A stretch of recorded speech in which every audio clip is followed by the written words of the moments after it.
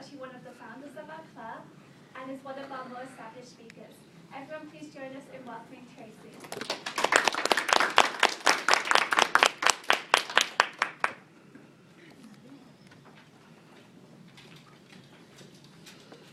I hate introductions like that because then I get up here and you guys are all expecting something great and wonderful out of me. That's why I'm in Toastmasters, is because every single time I get up here, I am so nervous and forget my speech halfway down the stairs to come to this meeting. When I come to Toastmasters, though, I feel really excited and just joyful when I leave because I've gotten to spend my lunch hour laughing, getting to know people, and feeling inspired. A lot of people share stories that include their passions here at Toastmasters. They have a great way of putting their thoughts and their feelings into words and describing them to all of us so that we all just feel inspired when we leave like I usually do. I typically go back to my office, spend my whole drive back thinking, I'm going to write a speech because that was awesome today. And I either have something that is similar or I have a similar passion that I could share with everyone. Well, I get into my normal day in life and those speeches never really get written. Then the emails will come out and I'll see my name on the schedule as a speaker. Now I've really got to get down to business and write a speech. I go through this practically every time. This time, I really tried to make myself think. I asked myself, what are you passionate about? What can you share with people?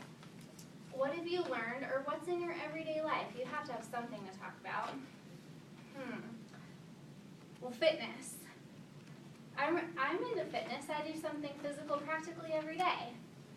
But really, I just try to eat right and exercise. I don't have very many credentials to be doling out unsolicited information to all of you about fitness. My job, that's something I do every day.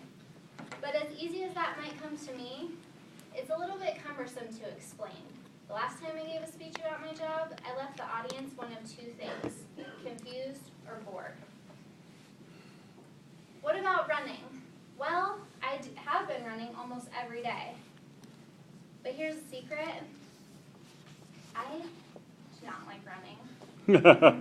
I consider myself a running imposter because it's not easy for me.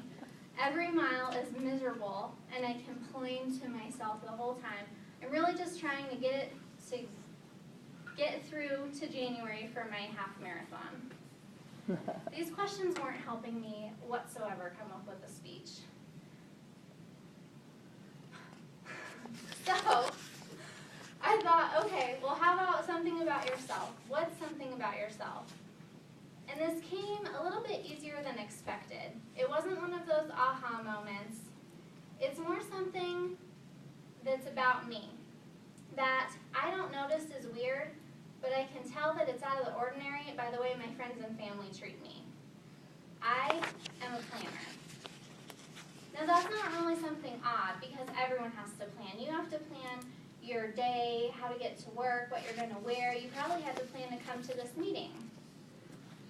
Some people call me and describe me a little extreme in my planning. Let me give you an example.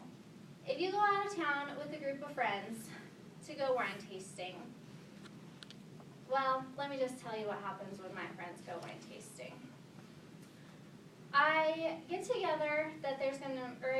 everyone together and there's going to be 10 people. Well, how are you going to get 10 people around to all these wineries?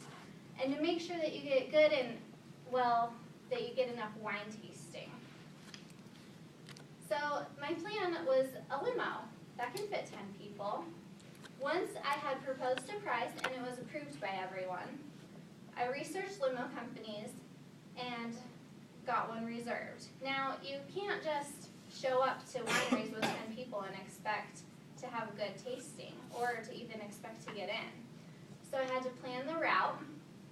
Also, when we got back, I had to plan our dinner reservations for both nights and take into consideration what time we'd be getting into town, how much we would need food after our day of drinking, and I would have to get the reservations. So my friends deal with this regularly, and they're all kind of used to it. It obviously takes a very special kind of person to be married to me. One who is a little bit relaxed and will let me take charge, but at the same time, he can't be lazy because then I would kick him to the curb. My family has also learned a lot of things about my planning.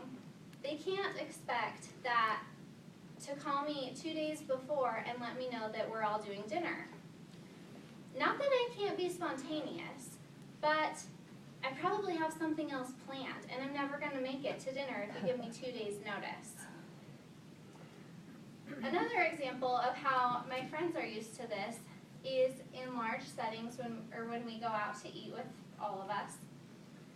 This was spontaneous, so once again, I can be spontaneous. I don't plan everything. But we decided to all meet up and go to a new steakhouse that opened in town. My friends, the majority of them got there before we did, and went up and learned it would be a 2-hour wait. So they turned around and said, all right, thanks, and we're waiting for me to arrive. Well, then they thought about it. They thought, well, Tracy put this together. So they went back up to the receptionist and said, excuse me, do you have like a call ahead seating program or anything? Oh yeah, we do.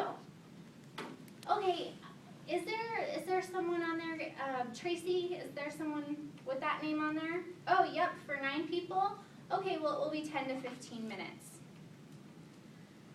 I can even have friends who are planners as well. I don't scare them off or take control too much. But I have been told that I'm one of the only people that they'll trust to plan events. So when we go up to a concert or something, my type A friend will let go and let me take control because I'm not so good at letting go yet. Anyways, that's my passion, and something that I decided to share with all of you today is that I am a planner.